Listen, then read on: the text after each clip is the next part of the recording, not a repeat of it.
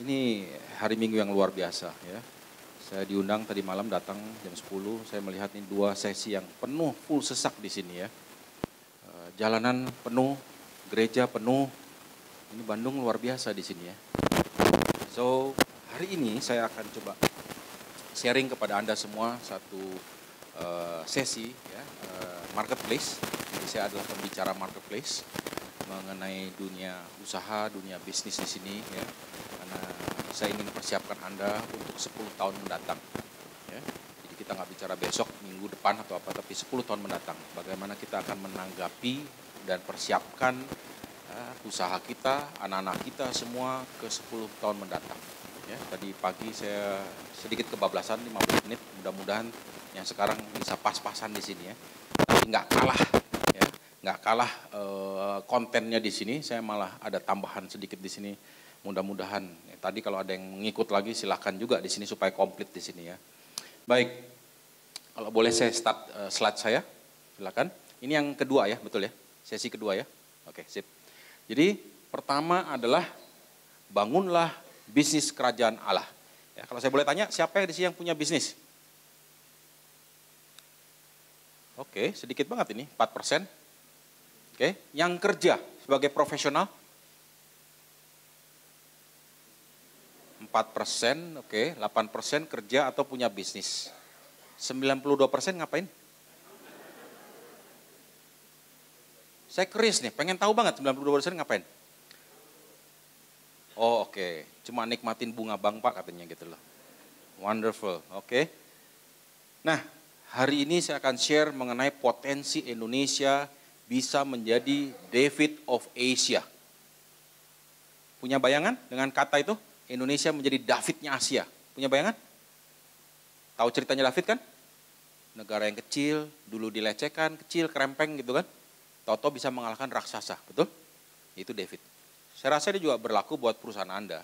Kalau Anda punya perusahaan yang kecil, ya mungkin cuma toko bakmi Pak, ya toko handphone. Oke, saya katakan sekali lagi, bisa nggak jadi triliunan bisnisnya? Bisa nggak? Bisanya ragu-ragu. Oke, saya katakan sekali lagi, semua is possible dengan Tuhan. Tapi hanya dengan Tuhan loh. Setuju? Saya punya teman, Pak Joko Susanto. Dulu dia punya toko, kelontong. Ya, sekarang dia punya 9.000 toko. Namanya Alfamart sekarang.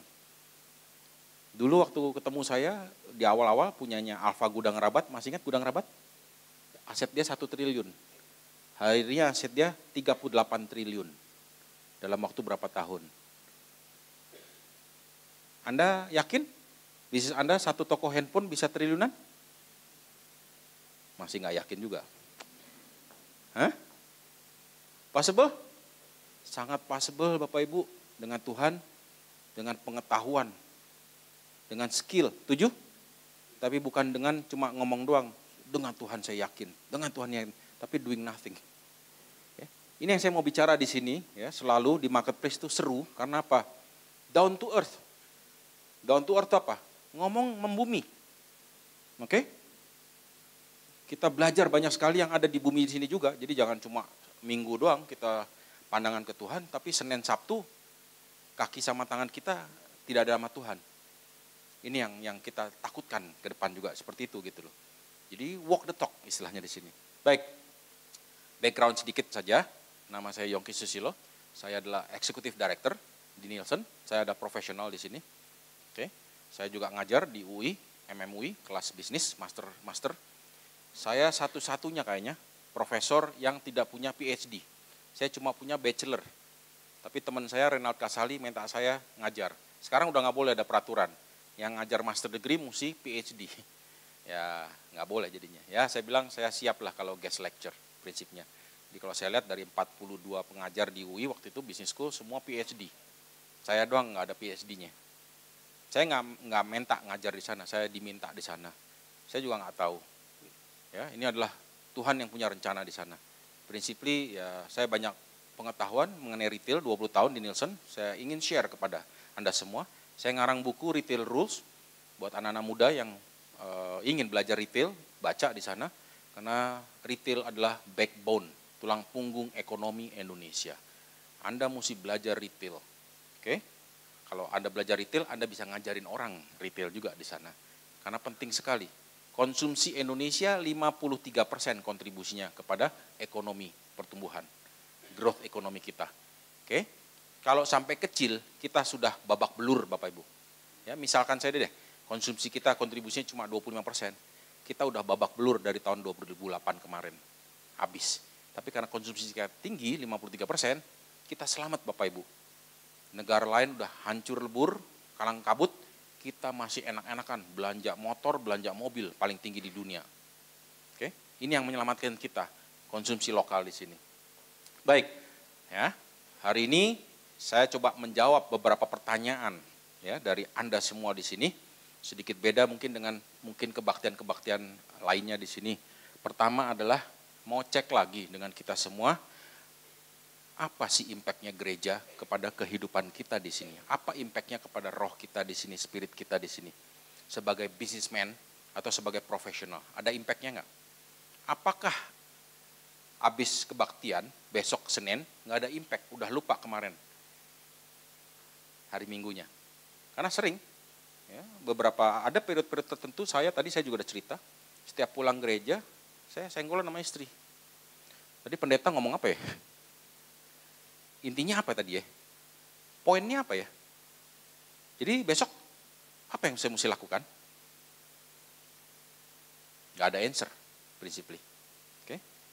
Jadi kita mesti punya impact dalam Senin sampai Sabtu, karena itu waktunya panjang sekali, gak cuma hari Minggu. Kedua adalah, apakah action saya atau keputusan saya di Senin sampai Sabtu itu biblical, alkitabiah? Nggak cuma hari Minggu doang kita bicara buat baca Alkitab dan ingin melakukan, tapi Senin sampai Sabtu ternyata nggak biblical. Nomor 1, tidak bayar pajak misalnya. Kedua, nyogok orang. 3, nyogok polisi. Oke? Keempat, neken tukang sayur, cepetun ditawar. Oke? Ketiga adalah, apakah produk, kalau Anda punya usaha, bikin produk, punya restoran, service, itu merefleksi bisnis kerajaan Allah. Oke? Jadi jangan lupa bahwa bisnis kita tuh bisnisnya Tuhan, karena kita udah bilang bahwa this is yours, because my life is yours, semuanya you punya, this is yours. Tapi apakah dalam operasionalnya itu merefleksi kerajaan Allah? Apakah ada racun sedikit Anda taruh di sana, pewarna tekstil misalnya? Oke, cendolnya kasih pewarna tekstil sedikit misalnya. Oke. Shampoo-nya kasih air banyakan biar enceran. Whatever kecurangan-kecurangan yang Anda lakukan di sana. Oke. Refleksi nggak di sana? Apakah THR belum dibagikan? Siapa yang belum dibagikan THR? Jangan loh, kasihan. Oke. Terus apakah itu iuran-iuran lingkungan, hansip, sampah selalu diundur, selalu itu hansip selalu tanggal 1 rajin banget dia nagih, betul? Kita undur seminggu, betul? Ada alasan nggak di sana? Oke. Keempat adalah, is my business within God's great vision?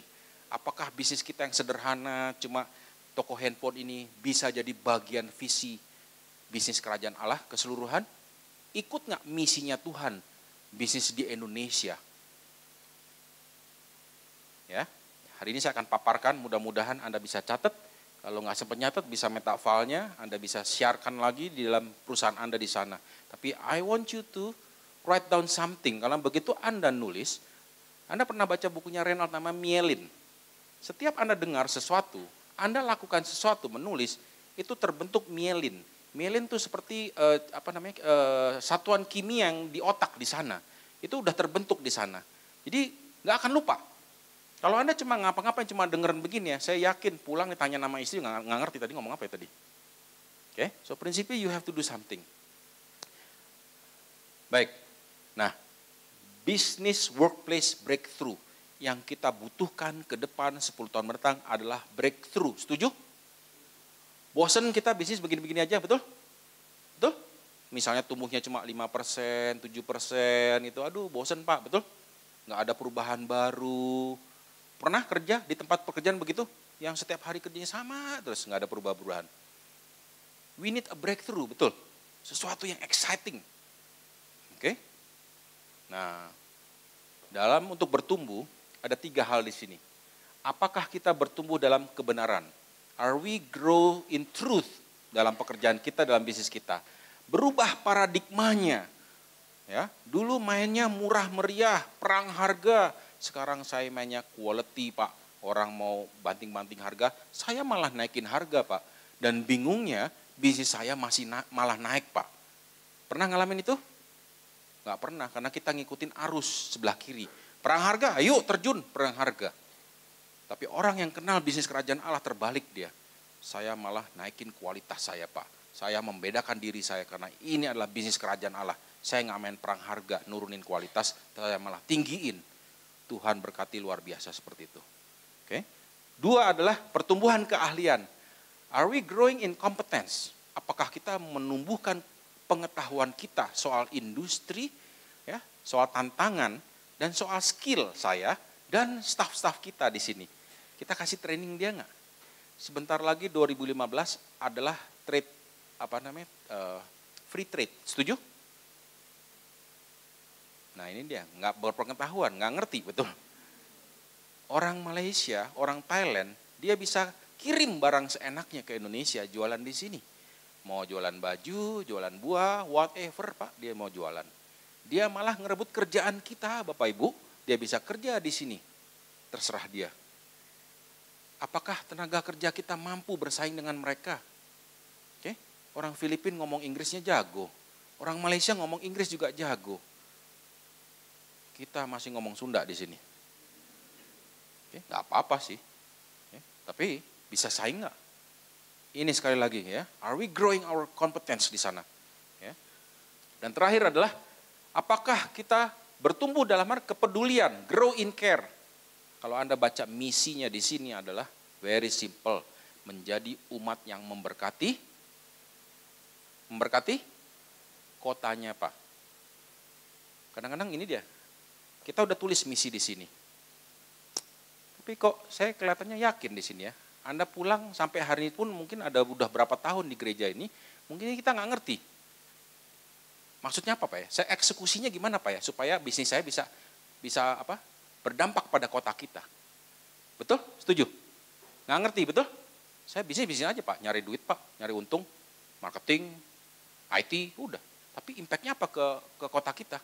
I don't know Pak. Padahal udah bertahun-tahun kita jadi misi di sini. Ya, ini yang kita perlukan adalah eksekusinya apa? Ya, ini misi sangat luar biasa Pak. Tapi we have to execute. Ya, nomor 1 adalah kita membangun manusia melalui bisnis. Itu tujuan kita dalam bisnis kerajaan di sini. Bukan terbalik, membangun bisnis melalui manusia. Sekali lagi Bapak Ibu, membangun manusia melalui bisnis kita. Bukan membangun bisnis melalui manusia. Jadi yang kita nomor 1 adalah manusia. Oke. Kebetulan saya nggak tahu kok ini bisa sama dengan program kerjanya nomor 2, betul? Tapi manusia itu sangat penting sekali. Ini yang kita mesti bangun, bukan bisnisnya. Kalau membangun bisnis melalui manusia, itu kelihatannya adalah nomor 1-in cuan dulu, betul? Manusia nanti deh. Ya, I don't care mengenai manusia, dia juga keluar masuk Pak, pindah-pindah melulu. Bapak Ibu, kalau Tuhan berpikir seperti itu, Anda juga udah nggak ladenin nama Tuhan. Tadi saya sudah katakan di sesi pertama. But regardless dia keluar masuk perusahaan kita tetap harus bangun Indonesia. Setuju? Klien-klien saya banyak. Yang begitu dia punya tujuan yang nomor 1 sebelah kiri di sini membangun manusianya. Dia don't care mau keluar masuk. Tapi begitu itu keluar itu orang, dia kerja tempat lain, nggak lama sebulan 2 bulan dia balik lagi, betul? Dia merasakan perbedaan di sini. Di this company saya benar-benar dibangun. Di luar company saya cuma disuruh kerja di situ. Itu yang bedain Pak. Perusahaan kita menjadi standar universitas, University of Academy. Tempat kita menjadi standar daripada perusahaan-perusahaan lain di sana karena kita membangun manusia di sana. Anda laut Citibank, selalu orang ingin ngebajak orang Citibank, betul? They don't care mau keluar masuk di sana. Ya, Tapi kita tahu bahwa kita punya reputasi di sini. Inilah bisnis kerajaan Allah di sini. Tempat Anda adalah tempat training karena dibangun di sana. Apakah Tuhan akan diam saja? Enggak ada yang sia-sia Bapak Ibu, betul? Setiap kita bangun orang, setiap kita lemparkan satu biji sesawi, apakah sia-sia? Tidak pernah akan sia-sia. Akan terjadi sesuatu dalam orang-orang itu sampai nanti. Dia akan suatu ketika akan kembali, dia akan bilang, laporkan bahwa tidak ada perusahaan sehebat Bapak. Ya, niatnya sehebat Bapak. Wah, baterainya udah mulai lemas lagi. Boleh next?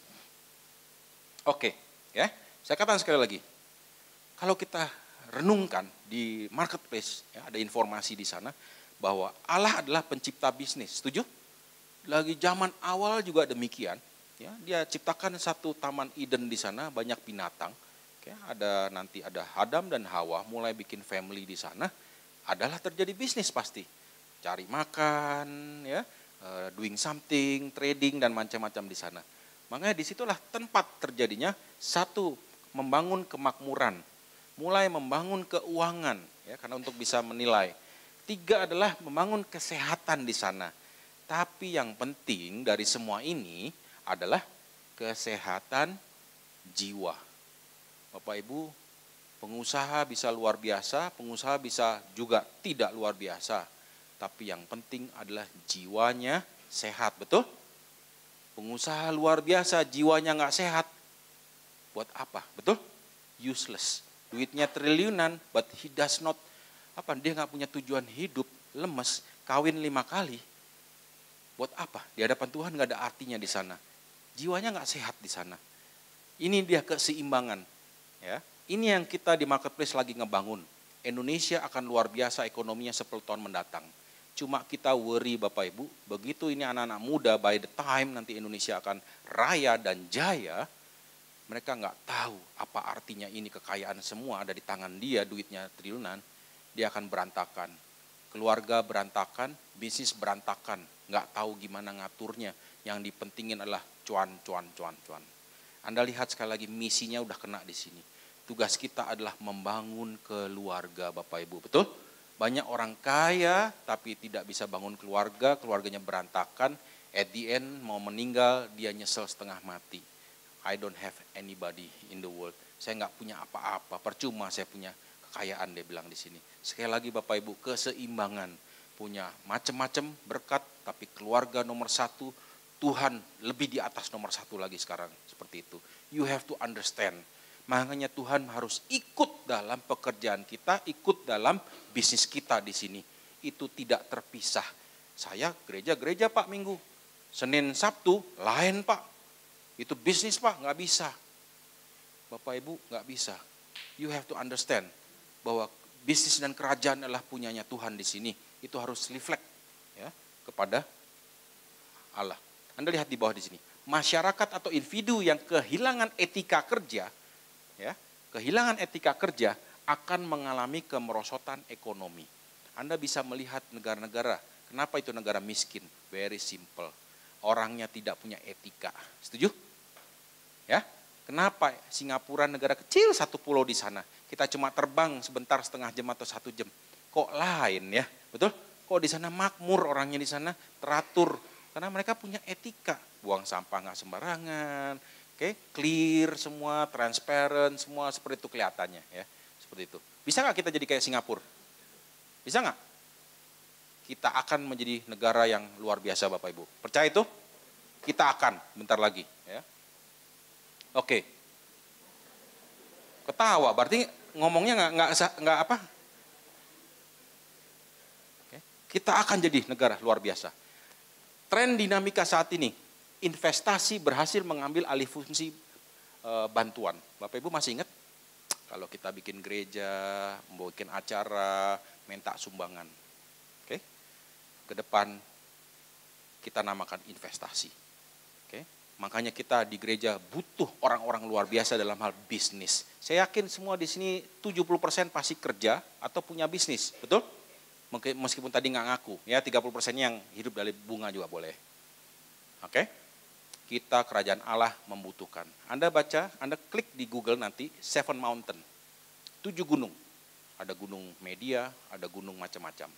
Tapi dijelaskan di sana ada satu gunung yang mesti dikanker, mesti diambil alih sekarang, namanya gunung bisnis. Gunung bisnis ini adalah fuel. Fuel adalah bahan bakar daripada kerajaan Allah ke depan. Ya, Indonesia akan diberkati macam-macam. Kita ambil dengan bisnis yang luar biasa, ini akan menjadi bahan bakar daripada kerajaan Allah ke depan di sini. Kita akan pakai untuk perbuatan-perbuatan Allah di sini. Kedua adalah para pengusaha adalah pencipta pekerjaan baru, betul. Ya, setiap kita buka usaha, buka restoran, kita hire orang di sana. Menciptakan kemakmuran, kasih orang kerjaan, kasih kemakmuran, kita kasih dia ilmu di sana. Dan peluang-peluang baru. Dia bikinin peluang-peluang baru lagi di kota lain, seperti itu. Makanya pengusaha akan luar biasa dipakai Tuhan ke depan di sini. Jangan bilang bahwa bisnis-bisnis gereja-gereja iman-iman. Ini akan menjadi satu, ya. Terakhir, dukungan masyarakat atas pengusaha, pencipta kerjaan dan kemakmuran ternyata tinggi. Oke, orang-orang itu mendukung pengusaha-pengusaha. Dia senang sekali ketemu pengusaha. Oke, siapapun pemerintahnya nanti, kalau dia nyakitin pengusaha, pemerintah tidak akan jalan. Benar itu? Di Indonesia benar sekali. Makanya kadang-kadang pemerintah ya begging kepada pengusaha. Pengusaha itu punya power, jangan main-main. Ya. Oke, nah bagaimana Pak? Kita bisa ikut misinya Tuhan Pak, yang namanya saving the man gitu ya, menyelamatkan manusia. Tapi tanpa missionary, saya nggak bisa Pak, saya punya bisnis, saya punya keluarga, saya nggak mungkin Pak ke Papua sana, betul? Nyelamatin manusia, you don't have to. Apa yang Anda lakukan Senin sampai Sabtu adalah tempat missionary Anda, setuju? Itu yang harus kita lakukan mulai besok hari Senin di sini. Anda harus jadikan misionaris di tempat kerja di sini. Nomor 1, mulai dari ini Anda sudah harus mengenal namanya bisnis kerajaan Allah. Modelnya seperti apa? Kita baca satu-satu di sini. Kehadiran orang Kristen itu harusnya membawa pengaruh. Kalau Anda punya bisnis, warung bakso saja, dan Anda orang Kristen, itu sebenarnya harus membawa pengaruh kepada orang yang makan bakso. Setuju? Iya. Anda nggak ke Papua tadi? Masih bagus disuruh Tuhan buka bakso di Bandung. Tapi Anda harus memberikan pengaruh di sana. Oke. Kayak apa Pak? Waduh banyak Pak, nggak usah dipikirin. Anda jalanin aja udah nanti beluber. Pelan-pelan nanti kita bahas. Kedua adalah produk dan servis kita masuk pada teori penciptaan. Tujuan penciptaan. Tuhan menciptakan bumi itu dengan perfect sekali, dengan sempurna sekali. Apakah Anda menciptakan bisnis Anda, bakso Anda perfect? Es teh Anda perfect? Oke, apakah kasih borak sedikit? Pikirkan. Jika itu meracuni, ya, tidak membuat orang sehat, itu tidak sempurna. Tuhan selalu membuat satu purpose yang sempurna, betul? Jangan pakai lagi borak, betul? Jangan pakai lagi racun. Pakailah yang asli, yang berkualitas. Itu bisnis kerajaan Allah. Ketiga adalah purpose of mission bigger than financial gain. Melakukan bisnis ini itu lebih penting daripada financial gain, dapetin untung. Saya punya minat Pak, bikin usaha. Kenapa? Saya mau bikin supaya orang Indonesia makan itu bisa nasi dan ayam 15.000. Itu misi besar Pak. Dia nggak mikirin untungnya miliaran. Tapi yang dia pikir adalah orang Indonesia harus bisa makan ayam dan nasi 15.000. Itu contohnya. Oke. Lantas kita lihat di sini, produk dan service mempunyai winning advantage, mempunyai keunggulan untuk menang. Jangan bikin produk yang sama dengan kompetitor. Selalu harus ada yang unggul daripada kompetitor. Kalau tidak produknya, servisnya. Setuju? Warung bakso mesti bisa sama, tetapi servis bisa beda, betul? Orang lain bakso bulat, kita baksonya kotak Pak. Boleh. Oke. Customer treated with dignity. Ya, saya kenal peritil-peritil. Tapi kalau ada orang deketin saya, Pak saya punya produk, gimana Pak masarin? Gampang, saya bisa masukin ke Alfamart, Indomart, langsung bisa masuk 9.000 toko. Anda bayangkan, langsung miliaran itu omsetnya. Tapi saya lihat dulu produknya apa. Begitu nggak ada kelebihan, sorry nggak mau saya. Saya mesti punya kelebihan. Dan kelebihannya harus ada dalam bisnis kerajaan Allah. Baru saya masukin di sana. Oke. Customer treated with dignity. Customer kita selalu di-treat dengan hormat di sana. Bukan sumber profit, hati-hati. Employee, staff kita selalu diperlengkapi untuk bisa mencapai potensi maksimal mereka. Kasih mereka training, kasih mereka ilmu. Ada yang bilang, nggak mau Pak, saya kasih rahasia saya Pak, rahasia bisnis. Ya, rahasia. Bapak Ibu, kalau Tuhan ngumpetin rahasia surgawi dia, mati kita, betul? Betul? Ya. Ilmu yang kita kasih di universitas itu tidak akan menjadi berguna kalau kita keep terus, betul? Saya Renald Kasali, kalau kita keep kita punya marketing knowledge, nggak pernah ngasih orang, tidak akan ada gunanya ini, betul? Ini akan ada gunanya begitu kita oper ke orang, bahkan cuma satu kalimat saja, ya, itu bisa berguna, betul? Merubah banyak hal di sana. Sekali lagi, tidak akan pernah rugi ngasih ilmu ke orang. Kita akan dapetin ilmu yang lebih tinggi lagi, betul? Itu hukumnya Tuhan di sana. Dia selalu provide us with a new. Ya. Tadi udah. Every business aspect adalah potensi untuk menjadi prayer service. Tidak ada mustahil Pak. Satu hal pun di perusahaan Anda atau tempat kerja Anda yang nggak bisa didoain, betul? Ya, pegawai kita yang sakit bisa didoain. Oke, kita launching produk baru, kita juga berdoa. Nah, banyak perusahaan nggak pernah berdoa. Mungkin kita mulai hari Senin besok pagi-pagi kita minta staff kita sebelum you do anything, mau meeting, mau melakukan sesuatu, doa Bapak Ibu. Sebelum launching kita punya bakso kotak, please doa Pak yang keras, betul? Sebelum kita punya satu leader dalam perusahaan, kita doa seperti itu. Banyak sekali yang bisa dilakukan di sana. Oke, organisasi, culture, budaya organisasi di sana adalah faith to God. Ya, percaya akan Tuhan. Jangan lemes, jangan cepat menyerah. Kita harus percaya Tuhan pasti bisa menangkan kita di sana. Oke. Terakhir, business is run because of the grace. Alangkah menyenangkan. Dan ini pasti terjadi. Kalau bisnis kita tuh berjalan operasional, itu berdasarkan karunia kasih, karunia Tuhan. Ini bisnis yang tadi saya katakan adalah banyak kesaksian yang orang bilang, saya juga nggak ngerti Pak, ini bisnis kok bisa jalan nih.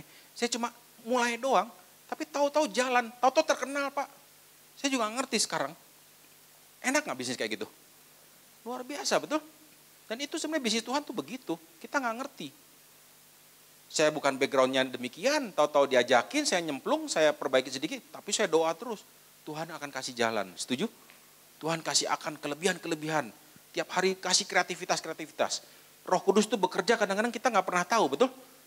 Ya, the Holy Spirit tuh kadang-kadang kita mau mutusin sesuatu aja, kok mampet gitu ya. Let's pray for seconds di sini. Tahu-tahu muncul ide. Ada ide baru. Itu yang terjadi loh Pak. Ini yang kita minta anak-anak muda selalu. Ya, coba ya, rely on the Holy Spirit di sini. Terakhir, pemimpin adalah pelayan. Sekali lagi, presidir, CEO, direktur sini, Anda adalah pelayan. Jangan suka ngebos. Yang jadi bos itu adalah customer. Oke, saya di retail, saya selalu ajarin. Dari awal saya selalu very simple. Oke, saya kalau ke toko saya tanya dulu. Kalau diminta konsultasi, saya bilang dulu, Pak saya simple. Saya permisi Pak ya, saya nanya dulu ke you punya toko. Saya turun ke toko, saya tanya ke orangnya. Di sini siapa bosnya ya? Begitu tuh pegawai bilang, oh Pak Andre.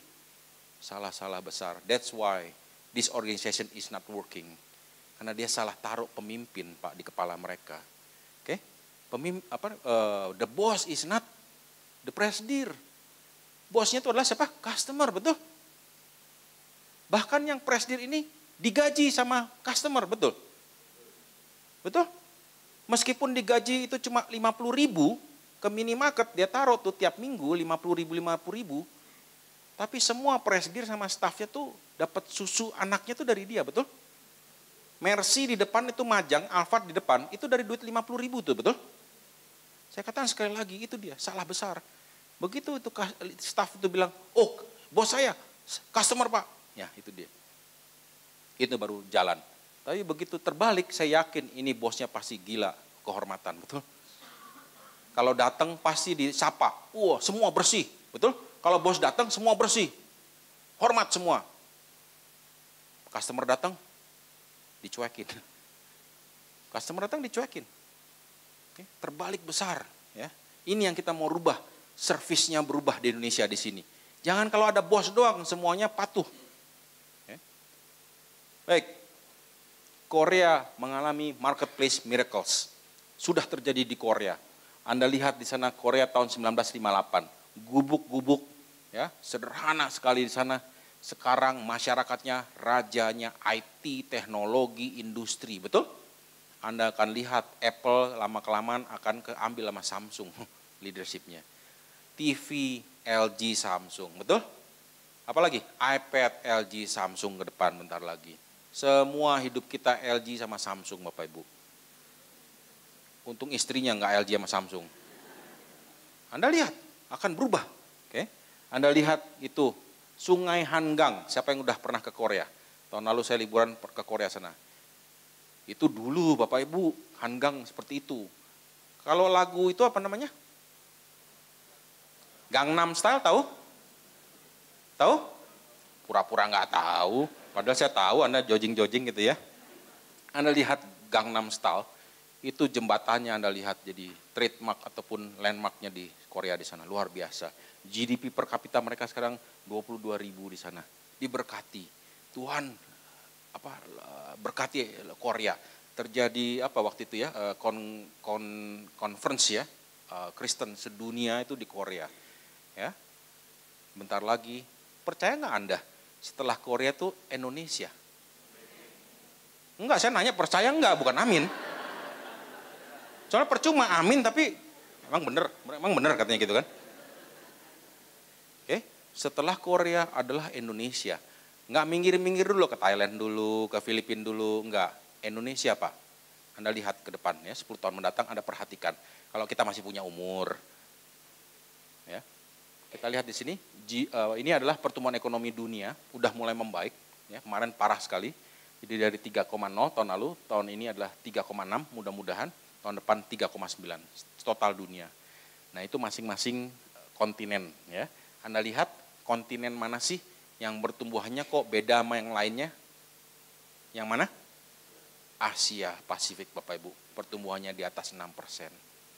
Ada kontribusinya nggak Indonesia? Hah? Sangat ada Bapak Ibu. Yang tumbuh di atas 6% itu nggak banyak, bisa dihitung jari. Salah satunya lah Indonesia. Jangan main-main sama Indonesia. Betul? Indonesia sendiri pertumbuhannya tahun lalu sedikit turun di atas 6, di bawah 6, 5,8. Tahun ini lebih rendah lagi. Jadi kalau ditanya orang nih misalnya sama tamu luar negeri ditanya, Indonesia ekonominya turun ya? Jawabannya apa? Ekonominya turun. Saya nggak menghukum loh. Kalau ditanya ekonominya turun. Hah? Salah besar Bapak Ibu. Ekonomi kita tidak turun. Turun itu namanya minus, betul? Di bawah 0. Ekonomi kita naik. Masih tumbuh di atas 5%. One of the best in the world. Satu yang terbaik di dunia Bapak Ibu. Meskipun turun di bawah 6%, tapi di atas 5% masih di sana. Anda boleh Google kok, very simple. Oke? Kita di atas 5% masih di sini. Ini namanya slow down, lebih rendah, tapi bukan berarti turun. Jangan salah ngomong Bapak Ibu ya. Jangan salah ngomong. Oke, ini tracknya pertumbuhan ekonomi Indonesia. Dulu kita jatuh Bapak Ibu, 97-98, itu akibat kroni-kroni, korupsi dan macam-macam. Tuhan bersihkan Indonesia, cuci di sana, betul? Ada korban sih, cuma dia cuci, akhirnya bertumbuh luar biasa 3, 4, 5%. Ini impact daripada cuci-cuci, betul? Oke? Tapi masih banyak yang kotor, betul? Udah ada KPK tiap hari terus ketangkep orang, betul? Kemarin saya pas ke Kerawang, hari itu juga Bupati Kerawang kena tangkep di sana. Meres teman-teman di mall 5 miliar untuk dapetin izin di sana. Saya bingung kadang-kadang ya, ini KPK udah ada, ini Bupati masih aja juga nggak takut gitu istilahnya ya. Ini mesti diperberat hukumannya di sini. Ya, Makanya saya minta perubahan yang luar biasa nanti tanggal 22 Juli. Biar Tuhan yang nentuin siapa yang akan merubah Indonesia. Ya, dan saya yakin perubahannya dahsyat sekali buat Indonesia ke depan. Anda lihat pertumbuhan ekonomi Indonesia di atas 6 nanti ke depan. Oke, balik lagi. Dan investor tetap favoritkan Indonesia. Ya, mungkin nggak di World Cup nggak pernah nongol, tapi di tempat investasi Indonesia selalu top 3. Investor itu ngantri Bapak Ibu nurunin duit ke Indonesia. Saya punya chart 10 tahun yang lalu Indonesia kiri paling bawah, nomor 2 paling bawah. Dia nggak percaya Indonesia, dia nggak percaya bawa duit ke Indonesia. Sekarang Indonesia paling kanan, kedua paling kanan setelah Cina. Ini adalah tempat investasi saya. Saya tiap minggu terima sekali banyak investor, appointment sama saya. Ya, saya bilang udah either lunch atau dinner aja deh, biar saya makan gratis enaknya. Karena biar nggak ganggu kerjaan. Karena saya sebenarnya tugas saya bukan itu. Ya, tapi saya bisa share kepada mereka mengenai Indonesia. Oke, luar biasa di sana. Itu orang-orang Amerika yang tidak pernah tahu Indonesia. Dia pikir Indonesia ada di Bali. Dia cari ke Bali, kemana Indonesia gitu ya. Saya bilang, kebalik Pak. Saya bilang, Bali ada di Indonesia. Gitu loh. Dia nggak pernah tahu ke sini. Dia kaget lihat sini. Wah, luar biasa ya. Indonesia ya, gedung-gedung semua ya, macet gitu ya. Tapi dia bingung, gimana yuk bisa maju? Jadi 78%. Saya dari airport ke hotel aja 2 jam Pak gitu loh. Ya Bapak dari airport ke ini, saya tiap hari Pak gitu loh. Ya. Kemarin saya ke Kerawang, Jakarta 3 jam. Pulang 4 jam saya bilang gitu ya. Nah, karena Anda naik taksi, saya bilang, taksi selalu jalan gede, betul nggak? Macet pasti. Kita orang Jakarta jalan tikus tahu, setengah jam nyampe saya bilang. Ya, you have to live here. Ya, be here saya bilang. Baru Anda tahu. Anda lihat di sana, Indonesia menjadi top 3 investasi dunia loh Bapak Ibu. Ya, duit-duit siap terjun ke sini. Anda lihat. Very simple, ya. Jangan kena dengan politik-politik dan macam-macam. Jangan baca-baca itu tabloid hitam, tuh. Anda rely pada mata Anda. Nomor 1 adalah Anda setiap pulang, beda nggak 5 tahun dulu sama sekarang di komplek Anda.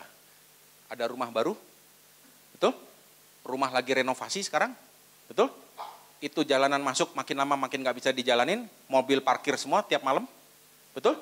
Nggak bisa lewat karena parkirnya dipakai buat mobil. Oke, Anda lihat hotel makin lama ngebangun terus, betul? Anda ke Bali, Anda lihat hotel semua masih ngebangun. Anda lihat konstruksi office, betul? Dulu nggak kepikir punya apartemen di Bandung, betul? Ngapain katanya? Tanah banyak, betul? Tapi sekarang menjadi hot item di Bandung, tinggal di apartemen. Oke, Semarang bahkan apartemen juga. Saya nggak kepikir Semarang tinggal di apartemen. Ngapain kan masih banyak tanah. Berarti ini yang terjadi. Pakai mata sendiri aja Anda lihat di sana. Oke, Kabupaten, Anda lihat kabupaten? Growth-nya luar biasa. Oke. Ini adalah perbandingan jumlah uang yang dimasuk ke Indonesia investasi dibanding dengan pendapatan negara. Ini waktu cepat banget nih. Ya. Sekarang 37%. Jadi investor masih sangat percaya. Saya yakin nanti tanggal 22 Juli begitu terpilih investor akan terus masuk. Indeks akan 5.600 paling gampang itu. Mudah-mudahan bisa 6.000 ya. Kalau presidennya cocok beneran ini ya. Terus rupiah akan menguat luar biasa. Paling sedikit 11.300, mudah-mudahan bisa balik 11.000. Ya, kalau presidennya cocok lagi sekali lagi. Indonesia next. Indonesia Bapak Ibu, hari ini adalah negara ke-16 terbesar ekonominya di dunia. 2020 atau 2020 lebih sedikit, kita akan menjadi negara ke-10 terbesar di dunia. First time top 10. Nggak lama lagi Bapak Ibu, 6 tahun lagi. 2030, 16 tahun lagi, kita menjadi negara ke-7 terbesar di dunia mengalahkan Inggris, Jerman, Prancis. Saya kadang-kadang bingung, Anda percaya nggak sih? Kagak ada yang tepuk tangan, kagak ada yang kelihatan exciting gitu ya. Cuma nyengir-nyengir kagak percaya gitu loh. Ini datanya McKinsey. Datanya Standard Chartered teman saya, Fosi Iksan, nomor 6 terbesar di dunia. Masih gak ada yang tepuk tangan juga sini.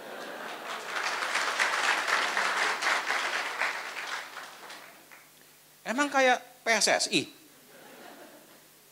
Kita jangan main-main, Indonesia akan luar biasa. Setuju? Indonesia akan masuk ke top 10. Semua ini bisa jadi cuma dream, mimpi. Kalau tidak ada perubahan besar Indonesia.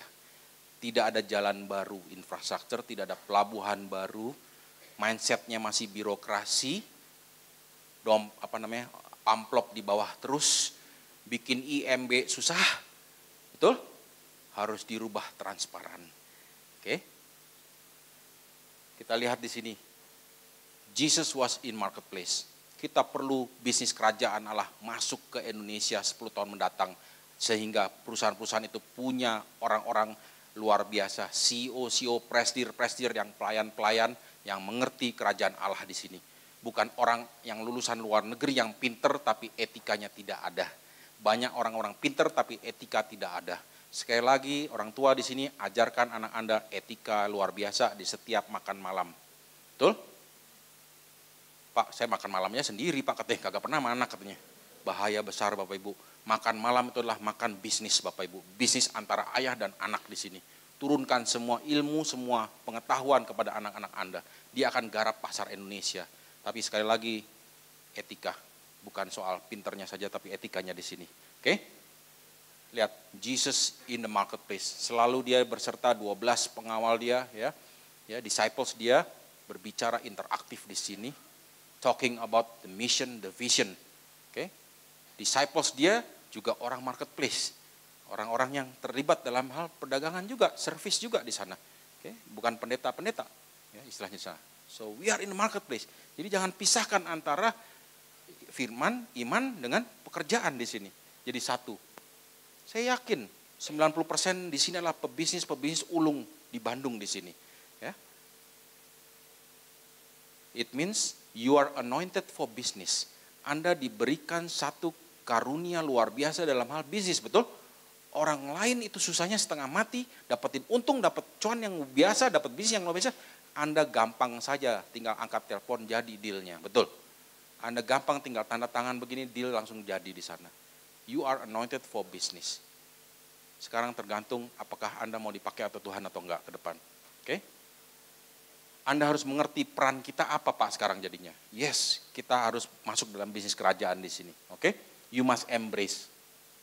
Now, kita lihat di sini. Oke? Menjadi umat yang memberkati kota di sini. Anda harus impact. Pekerjaan kita, bisnis kita harus impact kepada kota di sini. Seperti Gideon dia bilang, okay, we must realize that we are called to do more. Kita tidak hanya cuma cari cuan Pak. Kita benar-benar harus impact bisnis kita kepada kota di sini. Okay? Apply biblical principle. Prinsip-prinsip Alkitabiah kita harus implementasi. Sebentar lagi kita bicara lebih detail ke sana. Okay? To do business in the marketplace in the power of fullness of Holy Spirit.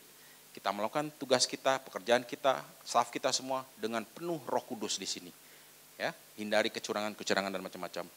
And then finally work for transformation. Negara kita perlu ditransformasikan, betul? Yang umur 50-60 sudah ngalamin benar sakitnya, betul? Masa izin aja sih lama banget, betul? Masa ngurus SIM lama banget, betul? Kita muak dengan hal-hal demikian. Kita harus ganti, harus transformasi di sini. Ya, di Jakarta sudah mulai, Jokowi Ahok sudah mulai. Saya cerita tadi pagi juga di sana. Di Jakarta naik kereta pakai kartu sekarang kayak di Singapura sama di Hong Kong. Oke, teman saya orang properti dia bilang saya rumahnya di daerah selatan, saya setiap hari naik, padahal orang kaya dia, sukses. Saya naik kereta dia bilang, saya bangga menjadi orang Jakarta sekarang. Naik kereta pakai kartu yang satu saja di sana. BPJS sekali lagi, asuransi, betul? Kartu sehat. Oke, ini orang kaya, teman-teman kemarin bicara. Ya, di apply 60.000 perak sebulan dia bayar. 60.000 perak dia bayar. Dia kena jantung, baru dia apply BPJS, dia kena jantung, operasi, dibayar 100% oleh BPJS.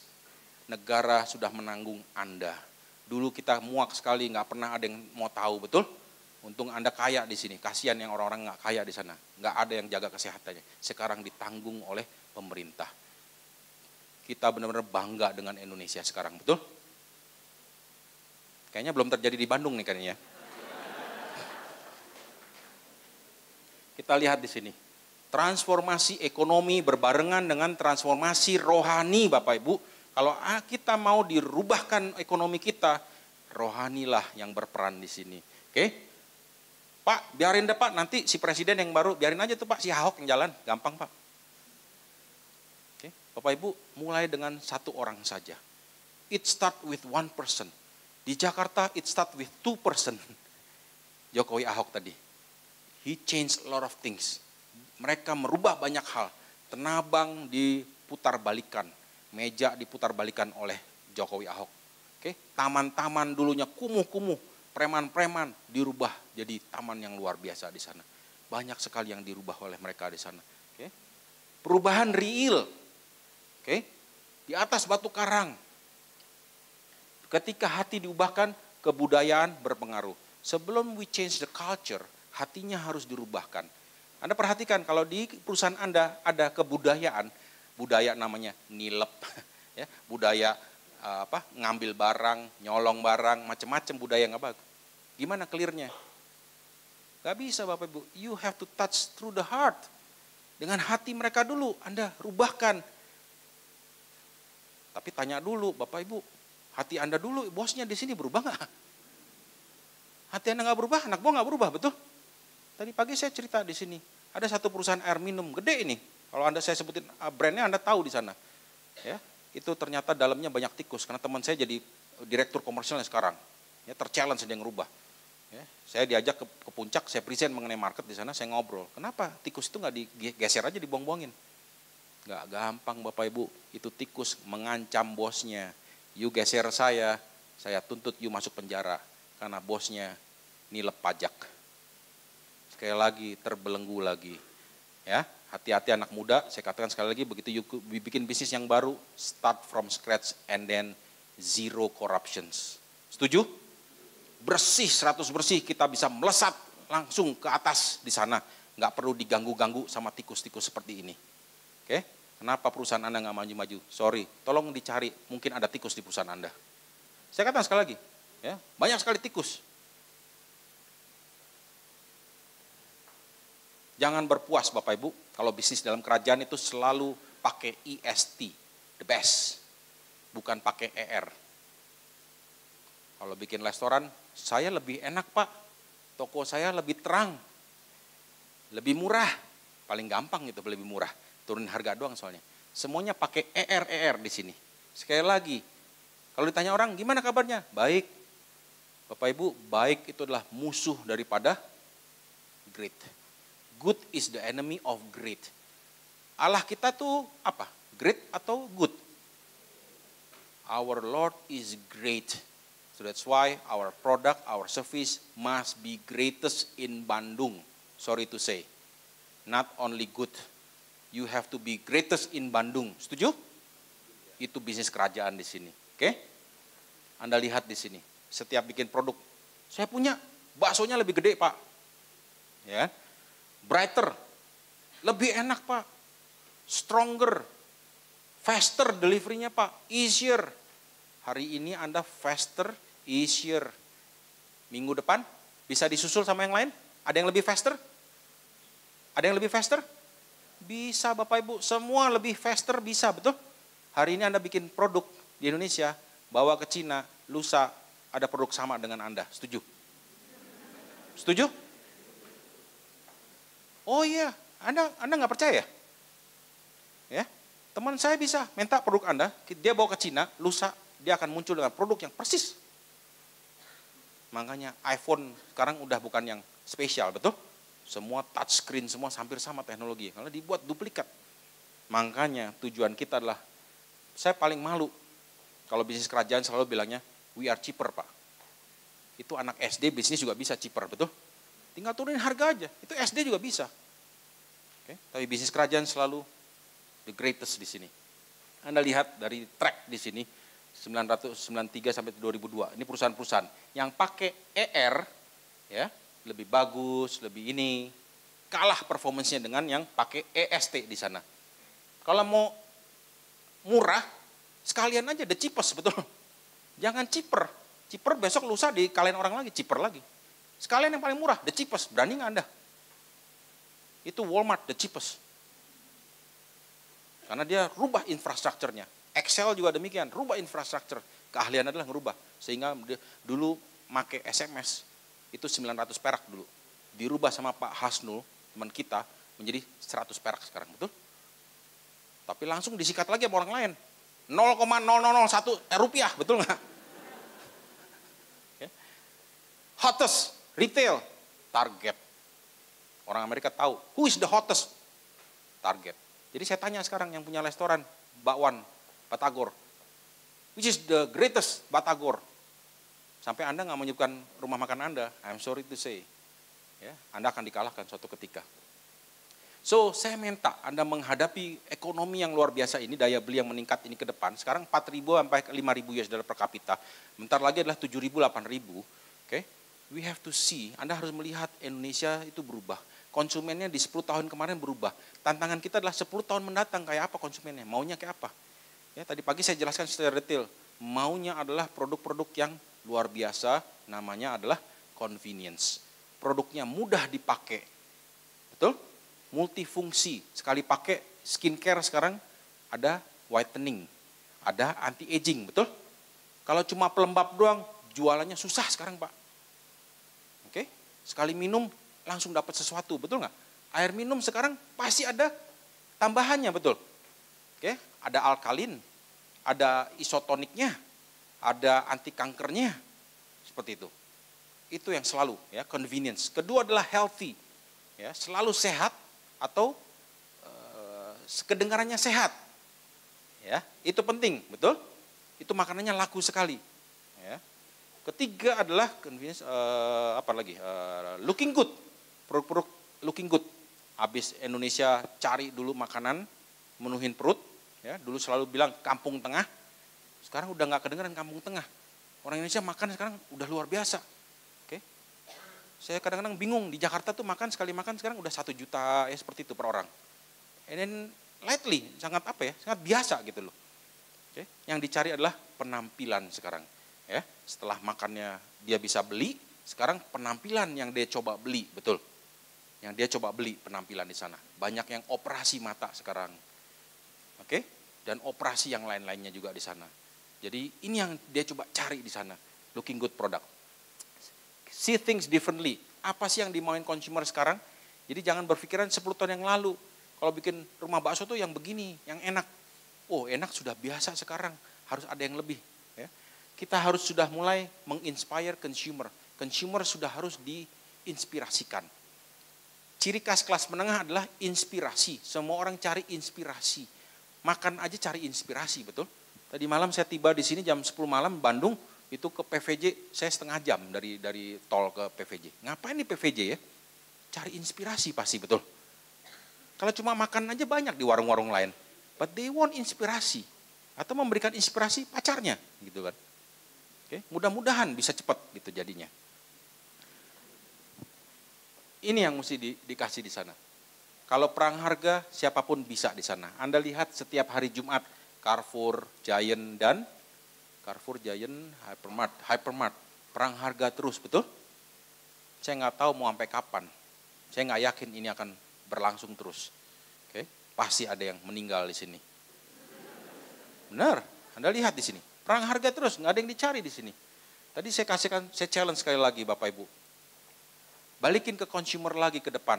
Apakah consumer masih concern harga? Masih, betul. Tapi apakah harga menjadi satu-satunya membuat keputusan, penentu keputusan? Tidak lagi, Bapak Ibu. Duit udah banyak sekarang Indonesia. Ya. Jadi sekarang saya tanya, consumer, kalau orang lompat dari 5.000 meter seperti ini, itu pakai logika, angka, atau pakai emosi? Sekali lagi saya tanya, orang lompat tebing begini, mutusin pakai logika, ada perhitungan gitu kan, atau pakai emosi akhirnya lompat? Pasti pakai emosi, Bapak Ibu. Kalau pakai logika, ngapain sih saya lompat-lompat, betul? Nggak ada yang dicari, betul? Tapi dia pakai emosi, supaya dia kelihatan hebat, dia puas, dia berani, and then fulfill the challenge. Itu dia. Jadi segala keputusan sebenarnya adalah dari emosi. Ini sudah dipelajarin di ilmunya retail, consumer behavior itu dipelajarin. Emosi itu megang pelajaran pengaruh berat, betul? Kenapa kok sale-sale itu malam-malam? Hah?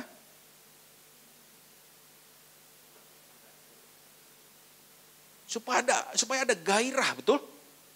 Kalau siang-siang panas, oke. Kedua juga rame, dia pikir malam, wah enak nih, adem, orang lain kagak ada gitu kan. Padahal, satu kota ke sana juga. Oke. Dibangun adalah emosi. Anda pernah beli real estate di 10 tahun terakhir? Masuk ke marketing office-nya, betul? Selalu ditekan, betul? Pak, minggu depan naik nih Pak, betul? Betul? Anda akan ditekan.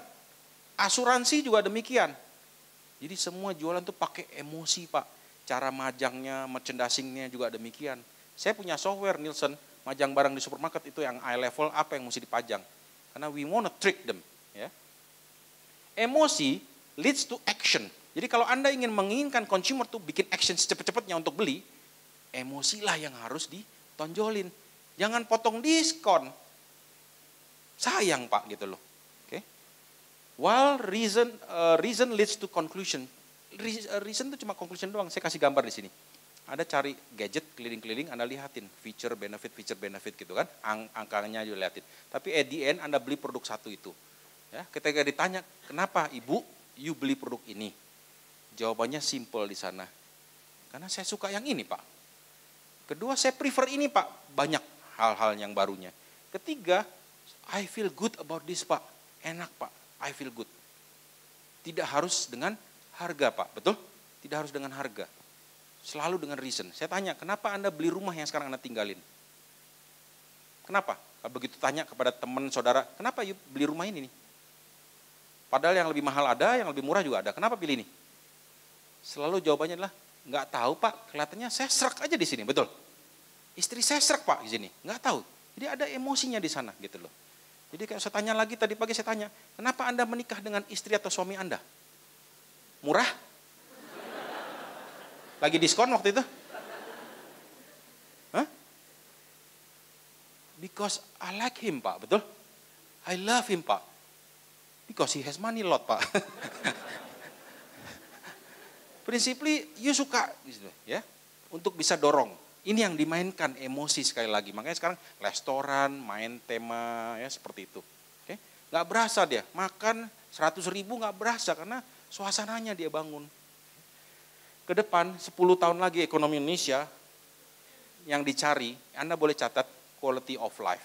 Semua produk service yang menuju fulfillment of quality of life itu akan luar biasa. Lifestyle, ngegaya. Anda jualan sepeda doang, nggak ada gayanya, nggak laku. Anda mesti gaya. Orang Jakarta beli sepeda, satu sepeda Bapak Ibu 70 juta Bapak Ibu. Cuma katanya mau sehat. Tadi kan saya katakan, kesehatan kan? Orang cari kesehatan. Dia akan sport luar biasa. Gymnasium, Anda lihat gym? Orang pada nge-gym, betul? Wah, bayar setahun. 2 bulan nggak pernah nongol-nongol lagi. Cuma gaya doang dia. Beli sepeda juga demikian, 70 juta, 80 juta. Namanya ngegaya, dia beli di Ace Hardware itu rak di belakang mobil, betul? Kalau di dalam mobil nggak ngegaya Pak, kagak ada yang ngeliat Pak, sepeda saya mahal, betul? Oke. Dia ke Sentul, mainnya ke Sentul, trekking, wah 10K di sana katanya. Saya lihat, ya kita liatin di sini 1K dia minggir makan bubur. 2K dia minggir ke kanan, dia makan yang lain, soto kuning. 3K dia pulang sakit perut Pak katanya. Ini orang-orang ngegaya. Prinsipnya buat saya ngajarin di retail, kalau Anda mau jualan, Anda harus gayakan produknya. Ya, seperti roti. Anda tahu tadi pagi saya jelaskan roti. Seperti si Johnny Andrean. Johnny Andrean orang gaya, orang stylish, gondrong, betul? Ya, kita orang pengusaha roti kok kalah sih sama orang gondrong begitu. Dia stylish. Ya, dulu roti Indonesia itu selalu ditaruh di dalam plastik, betul? Kayak Holland Bakery, betul? Kita nggak pernah tahu tuh baunya kayak apa, bener? Dalam plastik. Isinya nggak tahu sampai kita colok-colok bolong baru kita lihat ada either cornet atau cheese atau coklat, betul? Nggak stylish deh. Belinya aja nunjuk-nunjuk karena di etalase begitu kan. Orangnya sampai bilang, yang mana Pak? Atas, bawah. Aduh, belinya lama banget gitu loh. Oke? Itu nggak ada harganya lagi gitu loh. Kayak apa sih gitu ya? Nah ini di mejanya dibalikin sama Johnny Andrean yang stylish. Oke? Begitu masuk mall, Anda udah bisa cium. ada bretok di sini, betul. Kedua adalah semakin dekat makin ngiler gitu, betul. Karena itu yang di dalam tadinya sekarang di luar. Cheese-nya meleleh, coklatnya meleleh, betul. Makin gairah di sana. Ya, baunya harum banget, kurang bau semprotin pakai pewangi itu yang merasa roti sana. Oke. Itu pewangi roti. Nggak pernah tahu ya? Tahu kan? Nah, jadi itu pewangi, baunya roti di sana. Oke. Dan Anda keliling, udah ada harganya, betul? 8.000, ada story-nya, betul? So, experience yang dijual di sana. Kokinya juga kelihatan, hey, halo, gitu kan? Oke? Kalau dulu koki di belakang nggak boleh kasih lihat, betul? Ya. Dan ini semua experience yang dijual. Quality of life, lifestyle, experience yang dijual, healthy, kasih tunjuk healthy. Roti misalnya, otentik, oke, roti gandum, wah laku banget, tulejurs, betul, lagi ngetop, gandum, ya, green, ya, bagnya, quality of product, premium, affordable, tadi saya sudah jelaskan, tampilkan produk-produk yang premium, hotelnya harus bagus, tapi begitu bayar, Anda kaget. Prinsipnya begini, saya ajarin very simple, ya, customer Anda tuh, begitu masuk ke toko Anda atau ke perusahaan Anda, dia dapetin satu produk yang mereka surprise, bagus banget ini, ya, I like this gitu ya, hotel ini bagus banget suasananya, nggak kayak zaman dulu abal-abal gitu ya, prinsipnya terang, showernya bagus gitu ya, besok begitu bayar Anda kaget, hah cuma segini gitu loh, itu produk bagus, begitu bayar, hah cuma segini, itu laku luar biasa ke depan, siap-siap bikin seperti itu, oke? Jangan kaget, hah mahal banget gitu, jangan, itu kabur langsung. Prinsiplah bikin seperti ini. Anda lihat ya. Tadi saya cerita di sana contohnya ada The Cost. Oke. Ya, The Cost. Oke. Marketing dia juga berbeda, betul? Oke. The Cost Pak David cerita ke saya, saya dengar dia di radio ngomong. Saya langsung minta itu redaksinya dari SWA, Pak, minta dong teleponnya si David. Besok saya telepon ngobrol sama dia. Cita-cita dari satu. Banyak orang Indonesia makan seafood pinggir jalan, betul? Kotor. Dia mau bikin yang decent, yang bersih. Tapi kebanyakan kalau makan seafood, Chinese seafood mahal, betul nggak? Yunnan dan macam-macam. Gimana yang affordable? Dia bikinilah namanya The Cost. Tapi bikin yang berbeda, ya. Marketingnya juga beda, betul? Tiap hari Selasa misalnya diskon sesuai umur gitu, misalnya. Saya umur 50, oh diskon 50. Untung banget tuh yang udah nenek-nenek 99 tahun tuh, gitu kan? Almost free tuh. Oke? Untung banget di sana. Lantas dia bilang ada satu era, period di mana bayarnya adalah sesuka Anda. Jadi kita ditagih, mas, Bon, gitu. Dia datang ke sini, oke berapa? Terserah Bapak. Terserah Bapak. Yang benar kamu. Iya Pak, hari ini terserah Bapak gitu kan. Itu. Jadi sesuatu yang berbeda di sana. Ya. Boleh tadi chartnya sekali lagi? Oke, affordable premium. Tadi saya katakan sekali lagi transportasi premium. Sekarang orang terbang, nggak lagi dulu naik bus kereta. Nanti akan premium semua, kereta, bus semuanya premium, AC semua, saya yakin. Transportasi premium. Berangkat ke Vietnam, anak-anak zaman sekarang itu udah booking semua, Bapak Ibu. Lebaran tahun depan udah booking kemana? Ke Vietnam cuma 300.000, betul? Ya, yang nganggu anak-anak muda karena dia sering ngikutin promosi di internet. Ya, karena yang orang tua ini gaptek semua, betul? Nggak ngerti gitu loh. Ini yang keadaan e-commerce kenapa di Indonesia. Saya udah ditanya kenapa e-commerce Indonesia nggak booming. Belum Pak. Karena yang punya duit yang tua-tua di sini, betul? Itu gaptek, betul. Yang tahu teknologi muda-muda kagak punya duit. Ini kenapa belum? Nanti sebentar pelan-pelan ya. Yang muda-muda ini ngajarin yang tua-tua, betul? Gitu loh. Saya yakin nih handphonenya masih yang touch, udah touch atau yang masih Nokia dulu yang pencet-pencet Pak, Ibu. Yang umurnya 50 sini, pasti yang pencet-pencet, betul? Oke, begitu kasih tuker sama yang touch screen langsung, nggak bisa ngetik, betul? Licin, licin. Oke. Terus quality of service, convenience, selalu mempermudah konsumen, delivery, internet, betul? Ini akan booming ke depan. Anak-anak SMP, SD, bisnis Pak sekarang. Yang saya takut apa? Ini dia nggak mau kerja ke corporate sekarang. Gaji dia lebih gede daripada gaji. Ya. Sekarang bisa dapat 10 juta sebulan, ngapain dia kerja 4 juta, 6 juta? Anak-anak zaman sekarang bisnis. Oke, di internet di sana. Saya kemarin ketemu sama satu investor, dia cerita ke saya. Ada satu pengusaha, anak muda bener, baru lulus. Bapaknya yang punya hotel chain besar di Indonesia, dia bikin satu aplikasi, apps, teknologi, di mana kalau kita mau travel, tinggal drag and drops. Ya, dia punya pesawat, hotel, drag and drop, begini doang. Lantas dia susun schedule-nya semua dan langsung bayar one time. Itu ditawar 1 triliun langsung. Tapi dia nggak jual. Bayangkan, anak Indonesia luar biasa Bapak Ibu. Oke, anak Indonesia akan luar biasa, makanya invest ke mereka. Sekali lagi, God change your business. Sekali lagi kalau kita mau bisnis kita dirubah, rubahlah diri kita dulu di sini. Change our mindset, baru dia rubah di sini. Dia punya janji, engkau akan menjadi kebanggaan abadi. Indonesia akan menjadi kebanggaan abadi Pak ke depan di sini. Oke, kita lihat di sini biblical nilai-nilai Alkitabiah. 1, usaha kita harus integritas, bayar semuanya yang harus ke pajak dan macam-macam. Jujur, harus jujur kepada konsumen dan staf kita. Jangan bilang, saya nggak gaji kamu, saya nggak THR ya tahun ini ya, nggak ada untung katanya. Padahal dia mau pergi ke luar negeri ke Alaska misalnya. Ya. Rendah hati, layanan, keunggulan dan kualitas.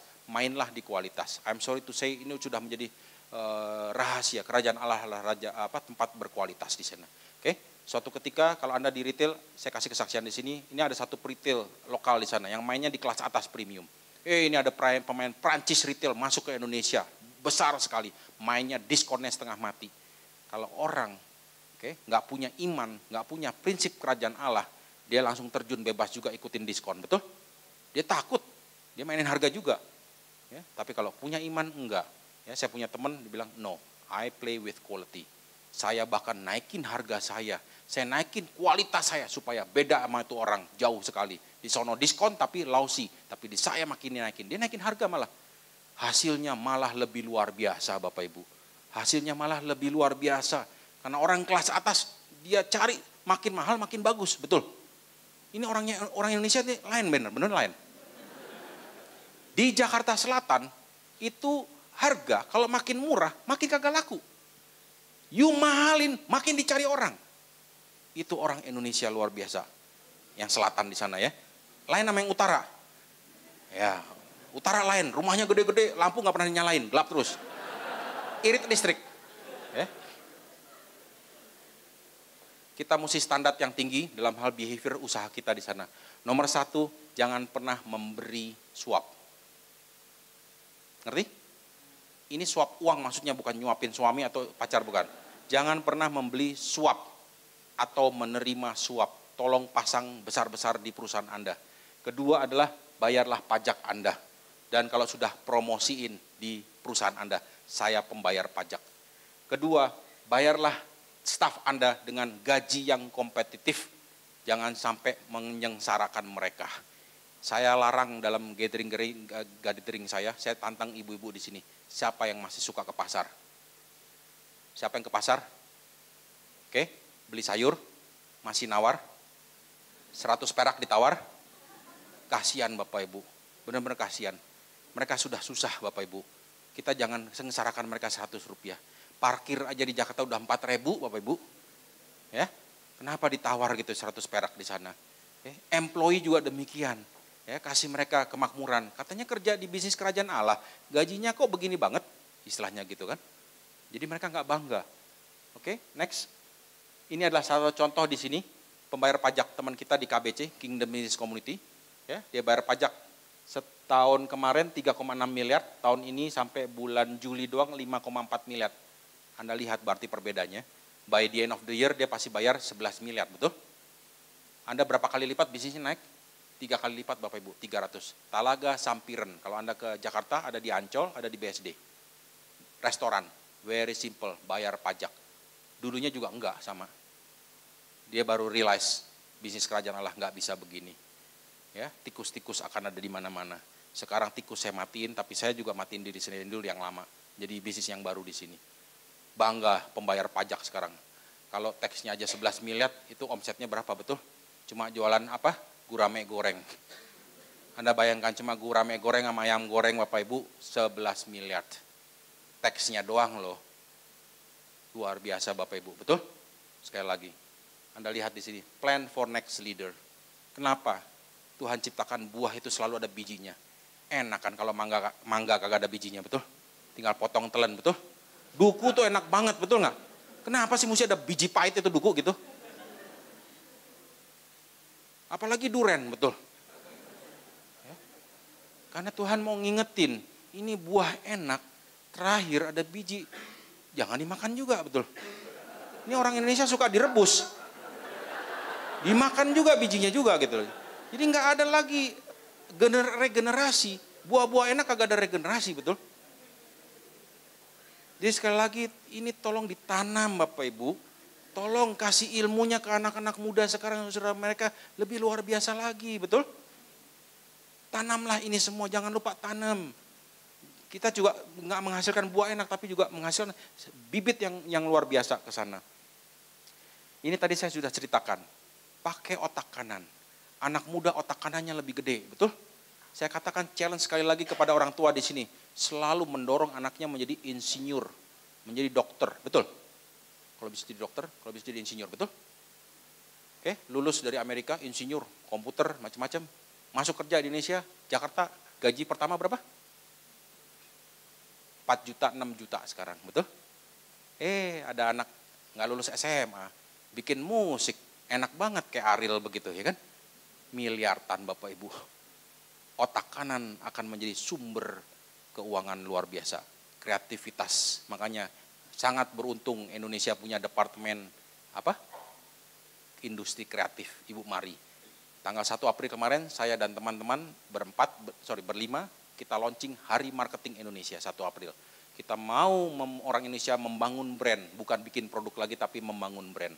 Oke, saya katakan sekali, saya ketemu sama ownernya kemarin minggu lalu, ya, diajak makan juga habis meeting, simple. Dia ini pembikin sepatu Nike terbesar. Dari Korea ditutup karena udah nggak kompetitif labornya, pindah ke Indonesia. Dia bikin sepatu. Dia bikin sepatu 100.000 Pak.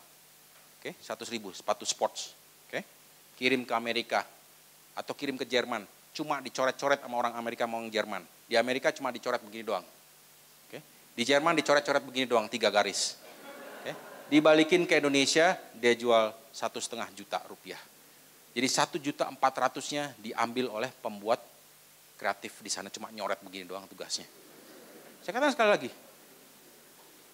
Dan kita masih berkompetisi sama Cina, nurunin harga 99.000, Cina 98, Indonesia 97. Kayak duren antara Hypermart sama Carrefour.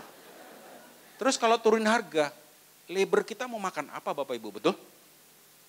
Itu yang dipikirin. Ayo lo keluar dari area ini, Blue Ocean, masuk ke Blue Ocean, bikin satu yang berbeda di sana. Ini ada tadi gambar kue tahun baru Cina, kue keranjang, betul? Yang average bentuknya apa? Bulat. Warnanya apa? Coklat. Bungkusnya apa? Plastik atau daun, betul? Itu. Harganya berapa? 20.000. Jadi saya katakan makin ke glodok, makin harinya tahun baru Cina makin murah, 10.000 akhirnya. Udah banting-bantingan lah pokoknya. Cuan nggak cuan pokoknya habis Pak katanya gitu loh. Okay? Tapi pakai otak kanan, bikin yang sebelah kanan, warnanya merah sama putih. Bentuknya ikan koi. Rasanya sama persis. Harganya 200.000. Makin deket ke Lebaran Cina, makin mahal karena stoknya terbatas. Anda mau bisnis yang mana? Pertama atau yang kedua? Kedua Bapak Ibu, gunakan otak-otak kanan anak-anak muda zaman sekarang. Oke? Jadi secara summary, Anda sebagai spiritual person harus memberikan spiritual experience daripada bisnis Anda. Di kantor, di toko, dimanapun harus ada impact spiritualnya sana. Setiap produk ada kesaksian. Ya, kenapa Bapak Ibu bakso saya kotak? Ada ceritanya loh. Nah, mulailah di sana firman keluar, betul? Dikotbahin orang. Tapi itulah purpose-nya di sana. Our product and service menjadi kesaksian Bapak Ibu. Oke? Bukan di gereja, tapi di kota kita di sini. Katakan sekali lagi di sini, spirit, roh yang ada di tempat kerja itu empowers connection antara kita dengan value kita, dengan nilai kita yang dijunjung tinggi, harus jujur, harus berkualitas tinggi dan macam-macam. Oke? Connect kita kepada customer value. Orang yang udah tahu seperti Apple nggak akan berubah. Setuju? Siapa pemakai Apple di sini? Ya, exactly. Dari dulu muda sampai tua nggak akan pernah berpindah di sana. because they recognize the value of Steve Jobs. Nilainya sangat tinggi, inovatif dan macam-macam di sana. Oke?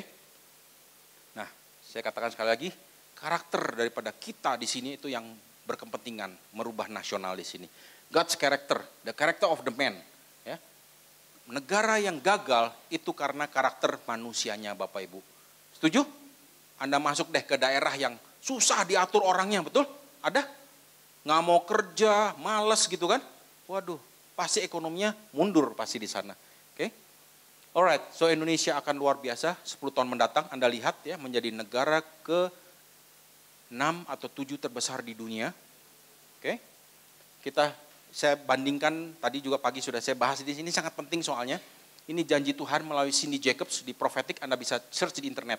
Dia bilang, Tuhan bilang melalui dia, engkau tidak dapat membayangkan apa yang sedang aku siapkan untukmu. Dia lagi nyiapin sampai tanggal 22 besok. You akan nggak nyangka ya siapa yang akan menang. Ya, kita juga kaget, kadang-kadang kita pikir, yang satu politician besar, luar biasa, gagah, hebat, ya seperti itu. Yang satu dari kampung, kurus, nggak punya model, betul? Pindah ke gubernur jadi presiden. Kalau dia sampai jadi presiden beneran, itu nggak masuk akal. Pasti ada tangan Tuhan masuk di sana. Saya bukan bilang yang nomor satu nggak punya jamahan Tuhan, ya sama di sana. Cuma yang satu ini kagak masuk akal gitu loh. Ya. Aku akan siapkan untukmu karena aku akan menyembuhkan tanah airmu. Dia bilang loh, saya akan menyembuhkan tanah airmu. Tanah air kita sudah bobrok ya, korupsi, setiap hari dia akan sembuhkan. Memanggil ikan-ikan dari ujung bumi ke Indonesia, dia datengin ikan-ikan, dia giring ke Indonesia, Bapak Ibu. Luar biasa ya. Suburkan tanah, kebangkitan besar militer. Militer kita akan jadi pasukan Tuhan, dia bilang di sini. Militer Indonesia akan menjadi pasukanku. Bangga nggak Anda? Hah? Harus bangga. Mungkin sekarang tanknya udah tua-tua, betul? Jalan juga saya nggak tahu, jalan nggak tuh tank-tank. Tapi bentar lagi anak-anak Indonesia akan bikin senjata-senjata baru luar biasa, betul? Ya, orang software aja didobrak tiap hari gitu loh. Software di dunia kan di hack tiap hari sama anak Indonesia. Ya. Games war, pemenangnya anak Indonesia juga, jago-jago ya. Tuhan akan memamerkan Indonesia, kita akan menjadi etalase dunia Bapak Ibu. Nilo Indonesia, demokrasinya luar biasa, betul? Orang milih semangatnya luar biasa, betul? Di tempat lain milih itu berantem, bunuh-bunuhan. Di kita pesta-pesta pakai musik, betul? Ya. Kalau orang lain nyoloknya cuma satu, nyoloknya dua, di sini hitam, tintanya, betul? Dia akan merontokkan korupsi. Korupsi akan dibabat. Anda lihat ke depan di sini. Kalau presidennya pas beneran akan dibabat di sini. Anda akan ada juga pengurapan dalam hal keuangan. Keuangan Indonesia akan diurapi. Banyak yang mau meminjamkan uang.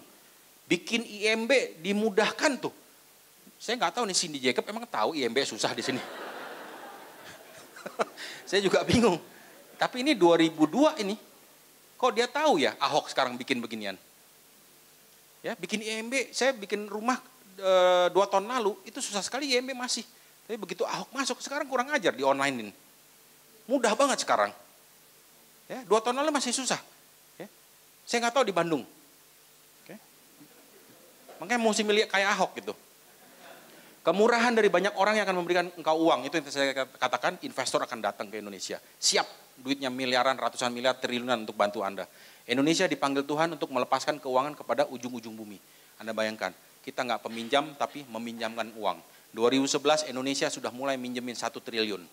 Anda bayangin, kita dulu ngutang terus, kemarin 2011 kita ngasih pinjaman 1 triliun. Gitu loh, oke? Maksud saya nggak minta pinjaman Anda ya hari ini, bukan ya? Jangan salah ngerti di sini.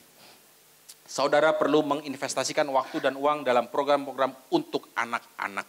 Dari sekarang Bapak Ibu bikin youth program yang luar biasa, bikin mereka entrepreneur yang biasa, tapi bukan pinter cari duit saja, tapi karakter dan etikanya yang harus dibangun. Oke, itu yang paling penting. Orang pinter banyak, orang pinter cari duit banyak. Kalau ini nggak terjadi etika dibangun, kita akan lihat, anak kita akan bunuh-bunuhan, rebut-rebutan. Percaya deh, rumah tangganya akan berantakan. Nggak ada lagi apa yang mereka real gain di sana. Saya rasa udah terakhir itu ya. Terakhir? Udah. Oke, saya rasa udah terakhir ya. Prinsipnya di sana. Karena waktu juga sudah habis. Jadi terima kasih ya kalau Anda sudah dapat message-nya hari ini di sini. Ini adalah perubahan besar buat Indonesia. Mudah-mudahan Senin besok Anda sudah berubah bisnisnya. Kita punya pemerintahan baru nanti 22 akan diumumkan di sana. Oke, ini akan menjadi great Indonesia di sana. Tapi jangan lupa ini perlu transformasi. Bukan cuma begini doang, setiap orang Indonesia diperlukan di sini. Oke, terima kasih. Saya mendoakan Anda supaya selalu have the best business ya di Bandung di sini, selalu luar biasa, selalu ada surprise setiap minggunya di sini. It's not a boring or business as usual, tapi business is unusual. Setuju? Oke, amin. Terima kasih.